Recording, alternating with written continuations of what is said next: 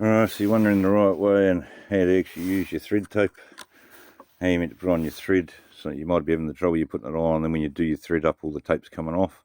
You put it on back to front. So the easiest way to remember how to do this is whatever you're threading up, look at the thread from face on and put your thread tape clockwise around.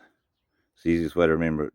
So if you're looking at your thread which is going to go into somewhere, you want to start putting it clockwise. Alright, and what that's going to do, of course, you imagine the tape's going this way around.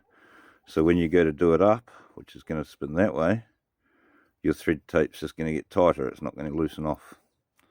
Alright, so what we'll do, I'll just put it in here for a second, so you can wedge it in something. Quickly show you. Alright, so we've got it like that. The other thing, you got your thread tape in the roll. Of course, it's coming out along there.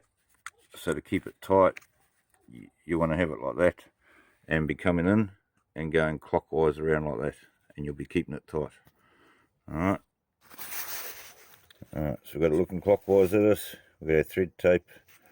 We're going to go around like that and just keep going around clockwise. Alright, you'll notice how we've got it coming off this reel. Doing it that way around on the reel keeps it nice and tight. Alright, and you just keep coming around. Around you go. So you notice how it's staying tight? It's because of the way we've got it coming off the reel. So the reel's feeding into itself. Alright. So as you see, we just went clockwise around that. So now,